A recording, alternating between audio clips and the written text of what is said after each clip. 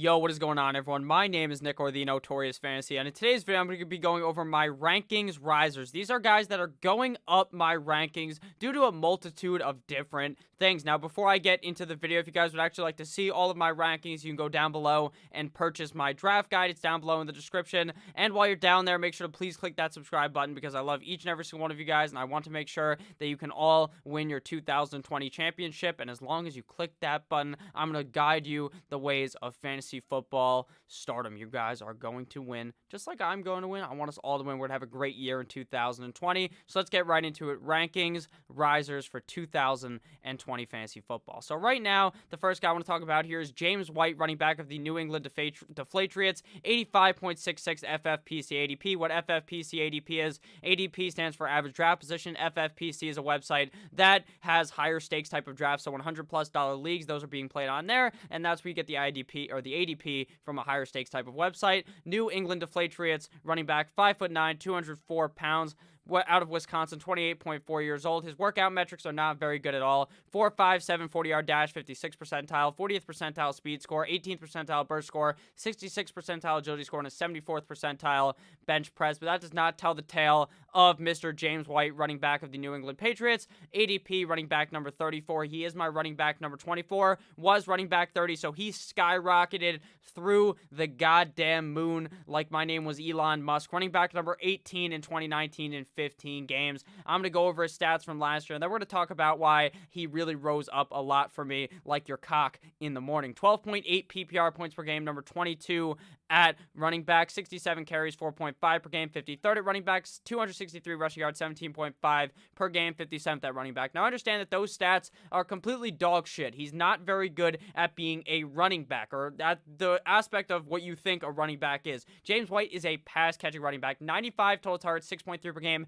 6th at running back, 72 receptions, 4.8 per game, 6th at running back, 645 receiving yards, 43.0 per game, 3rd at running back. His red zone touches were 32.0 per game, 23rd at running back, and he had 5 total touchdowns, 34 at running back. So a pretty solid year out of James White in New England. Obviously, that was with Tom Brady, and now they bring in new quarterback Cam Newton. So the thing that's very important about Cam Newton, and when relative to the running back position on the team, he helps out the pass-catching running back. Christian McCaffrey really broke out the last 2 years, obviously, or last 3 years, I guess. 2017 was his first year in the NFL. Obviously, last year was phenomenal, but that wasn't really with Cam Newton because Cam Newton got hurt. With Cam Newton, CMC has averaged over 100 targets in each season. In 2017, 80 receptions on 113 targets for 651 yards and 5 total touchdowns. 2018, 107 receptions on 124 targets for 867 yards and 6 total touchdowns. James White's finished in the last 2 seasons, running back number 18 last year, running back 7 in 2018. He's going severely underrated due to the fact that you don't think of James White as some guy who's going to be scoring you a shit ton of fantasy points. You just think, oh, he's the guy in the Patriots who's going to be getting a lot of dump-offs. That just really, well, it's true and it's not true at the same time. He is going to be seeing a lot of dump-offs, but he is going to be scoring a shit ton of points if Cam Newton is good. So you're kind of putting your weight in Cam Newton in the thoughts of doing this, but at the same time, you're really not, because I thought he was going to be fine with Jarrett Stidham, but the fact is now that Cam Newton is here, I'm further solidifying my hope in James White for being good this year. That's why he went up in my rankings. The second player to talk about here is Jarvis Juice Landry, 5'11", 205 pounds, now a Cleveland Brown, used to be a Miami Dolphin. I'm a Miami Dolphins fan, obviously. If you guys have been here for a while, you know that. I love Jarvis Landry. I got the guy's fucking jersey, and then he left the team 3 months later. Very sad for me. 4.65 40-yard dash, 15th percentile, 23rd percentile speed score, 1st percentile agility score, and his catch radius is so bad they don't even show it. His workout metrics don't fucking matter at all, to be completely honest with you. You know who Jarvis Landry is. He is one of the most elite, I'd say, pass catchers in the NFL, like hands-wise. This guy has glue for his hands. He's a PPR monster, and that's why I have moved him up. He used to be wide receiver 28. Now he's moving up to 25, and I would not be surprised by the time drafts come in August if he is inside of my top, or if he's like a top 20 kind of guy. ADP right now, wide receiver number 29, so I have him higher than the average draft position. Wide receiver number 12 last season, which you honestly, I highly doubt most people knew that, because it seemed like the guy was sleeping last season, when in reality he was just having some good games, and the reason why he always finishes so high is because the guy doesn't get hurt. He doesn't knock on fucking wood. He doesn't have those injury problems. 237.4 PPR points in 2019, 14.8 PPR points per game, number 21. I talked about some of the most consistent players in fantasy football, some of the most safe players in fantasy football, and Jarvis Landry is one of those. That's what really made me want to move him up. 16 games played last year, 138 targets, 8.6 per game, 9th at wide receiver, 83 receptions, 5.2 per game, 12th at wide receiver, 1,174 yards, 73.4 per game, 9th amongst wide receivers, 12 red zone receptions, 7th amongst wide receivers, and 6 total touchdowns, 22nd amongst wide receivers. Now, why do I have him ranked lower than wide receiver 12 since he's such a ball-like target? He really is. Baker Mayfield loves to throw on the ball. They are moving into a more run-heavy system with head coach Kevin Stefanski coming in there out of Minnesota as the offensive coordinator of the Minnesota Vikings. They were the fourth most run-heavy offense in the NFL, so I think it's going to be more likely that we see Cleveland try to run the ball more. But even with that said, Jarvis is a safe pick. Wide receiver 12 in 2019. In 2018 in Cleveland, wide receiver 18 in Miami. In 2017, wide receiver number 5. Wide receiver number 13 in 2016 in Miami. And he should be healthy for the start of the season. He ended up getting hurt at the end of the season, but it seems like he's going to be good to go. I'm not too worried about Jarvis Landry. I think he should be good to go. For week 1, I think we see a great season out of Jarvis Landry again. And like I said, I wouldn't be surprised if I move Jarvis up. So let me know what you guys think about Jarvis Landry down below in the comments. I would really like to talk to you guys about any of these players you want to talk about. So Deshaun Watson is my next riser. FFPC ADP 65.65. Houston Texans quarterback, 6'2", 221 pounds. First round pick, obviously a couple of years ago out of Clemson. 87th percentile, 40-yard dash with a 4.66. 116.4 burst score, 77th percentile, 75th percentile agility score, 5th percentile Wonderlic score. So apparently Deshaun Watson is not wicked smart, but that's okay because it doesn't seem to fucking matter what you actually score on your Wonderlic score. And a 2nd percentile throw velocity. Pretty sad for Deshaun Watson, but I don't think that really matters at all. My quarterback number 7 was quarterback 9. Originally, I moved him up. He's quarterback 6 ADP-wise, so I'm not as high as everyone, but I still think he's going to have a good year. He finished as quarterback number 4 last year in 15 games, 495 passing attempts, which is 33 per game, 16th in the NFL, so smack dab in the middle of the league,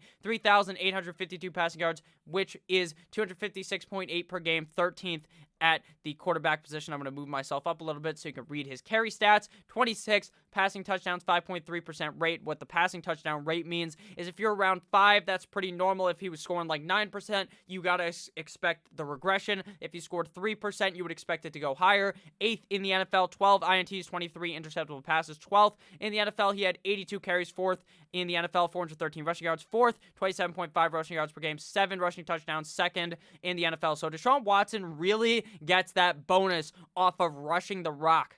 As we all know, these running quarterbacks are like cheat codes in fantasy football. If your league is a 4-point per passing touchdown league, if they run the ball in, that's 2 additional points. And plus, they only need to run 10 yards to get a point, where they typically have to throw the ball 20 or 25 yards just to get that 1 point. So I think we see Deshaun Watson have yet another great year. The reason why I was down on him was really because of the next news, which is obviously that DeAndre Hopkins left. That's why I had him down there. But then I got to thinking, and I was like, man, he's never played without Hopkins, but I think he'll be fine without Hopkins because a combo of Brandon Cooks, Will Fuller, and Randall Cobb should be good enough. Now, the reason why initially I was kind of worried is because Cooks and Fuller just are injury prone as fuck. Cooks somehow always plays the whole season, but that guy's one head injury from like actually legitimately being in very bad condition and never playing in the NFL again. I'm being completely serious. He's getting that many head injuries. Will Fuller, he just gets hurt lacing up the cleats before the game, so that's a bit worrisome. And Randall Cobb might need a walker to go out there and play, but Randall Cobb's going to be very safe this year.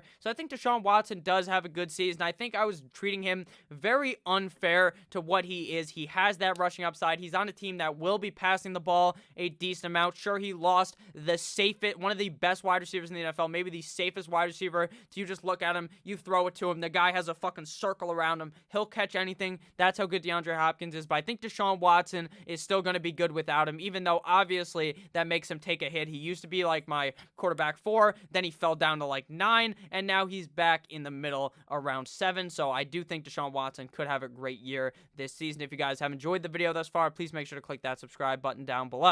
Next player to talk about here is the counselor's favorite, Ronald Jones, FFPC ADP 83.26. Tampa Bay Buccaneer, 5'11", 205 pounds out of USC, 4.5, 340-yard dash, 52nd percentile speed score, 52nd percentile burst score. So last year he finished as running back number 25 in 2019, playing all 16 games. He was originally my running back 32, and I have moved him up to running back 28, and I honestly think, just like with the guy I was talking about before in Jarvis, I think Ronald Jones has the potential to move up even more. There's obviously some roadblocks he will have to get through that we are going to be talking about, though. Tampa Bay Buccaneer, his ADP on Fantasy Pros, running back number 31, so I have him ranked higher than the ADP. Running back number 25 in 2019 in 16 games, 10.4 PPR points per game, 35 at running back, 172 carries, 10.8 per game, 23rd at running back. Shout out to Michael Jordan, 724 rushing yards, 45.2 per game, 26th at running back, 41 total targets, 2.7 per game, 34th at running back, 31 total receptions, 1.9 per game, 33rd at running back, 309 receiving yards, 19.3 per game, 20th at running back. Red zone touches were 21, 1.3 per game, 39th at wide receiver,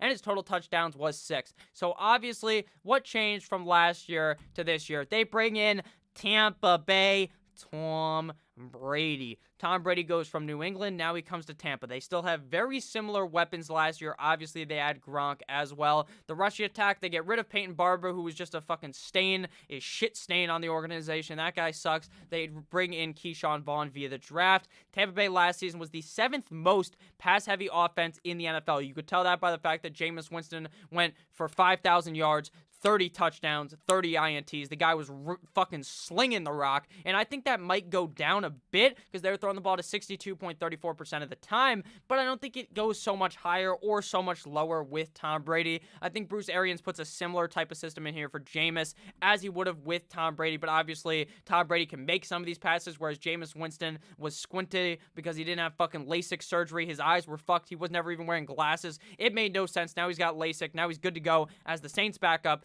But Ronald Jones could be good to go as the Tampa Bay running back. Notoriously, the quarterback whisperer, Bruce Arians, has not been too kind to rookie running backs. So I think Keyshawn Vaughn takes a back pedal. He's going to be the pass-catching type of running back in the system. I think, obviously, there's pluses with that because we saw James White eat like Ezekiel Elliott with Mr. Tom Brady, but I think Ronald Jones is going to be very good. If they are scoring a shit ton and they're on like the 3-yard line, Tom Brady can't extend his arms that far to get in from the 3-yard line. You just keep handing it to Ronald Jones. The guy's going to be a touchdown monster, and I think with this new offense, we can really see how good Ronald Jones actually is, considering they won't be playing from behind so much, which was a huge fucking problem because Jameis instantly, right off the gate, he'd just throw a pick. It was his get the jitters out of me pick instantly off the beginning of the game. Tom Brady doesn't do that. He dissects the defense. He cuts them up like Gordon fucking Ramsay and dissects them and murders the defense, and that's what Ronald Jones is going to be helping them do in 2020. Shout out to Tampa Bay Tom Brady. Final player of the video that is going up in my rankings is Tyler Lockett, wide receiver of the Seattle Seahawks, 61.42 FFPC ADP, 5'10", 182 pounds, 27.8 years old, 92nd percentile 40-yard dash with a 4.40, 47th percentile speed yard, 47th percentile speed score, 48th percentile burst score, 80th percentile agility score, and a 49th percentile catch radius. If I'm going to be honest with you guys, Tyler Lockett had my brain fucked up. I was looking back at the numbers, and I realized how stupid I was. He's my wide receiver 22, ADP wide receiver 22, so I got him right where the ADP was, but I had him at wide receiver number 27.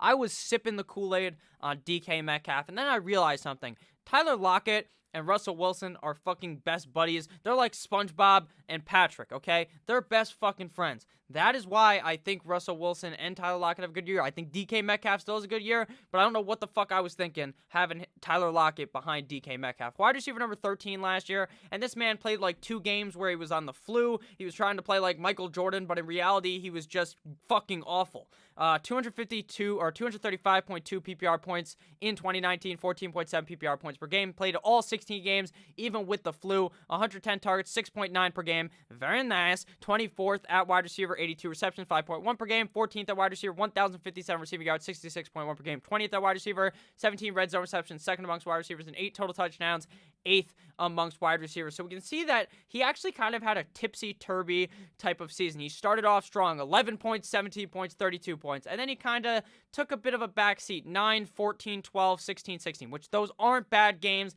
by any stretch of the imagination. Those aren't bad games. Those are just okay games. And then he puts it on 40.2 points, and then the man started playing like shit, and he was sick, and he's hurt, but he's playing through these injuries. He's playing through the sickness. I think had that not have happened, this guy could have been a top 10, maybe even a top 8 wide receiver. 5.9 per game points after that, 4.8, then 0, 8, and then he comes back, 26.0, then 2, then 17. So he had a tipsy-turvy type of season. But at the end of the day, the guy is very, very safe. Him and Russell Wilson love each other. They're going to have a great season again, even with a run-heavy coach like Pete Carroll. Russell Wilson will always manage to get the ball to Tyler Lockett, and I think that Tyler Lockett has yet another good season. I think I was foolish to have him ranked so low. So, thank you guys all for watching this video. If at any point you ended up enjoying, please make sure to click that subscribe button down below. Click on one of the videos on your screen right now to enjoy some other content. I hope you guys had a great day yesterday on the 4th of July. I love each and every single one of you motherfuckers, and I'll see you back again tomorrow with yet another banger of a video. Goodbye, guys. I love you all. I really mean it. Thank you.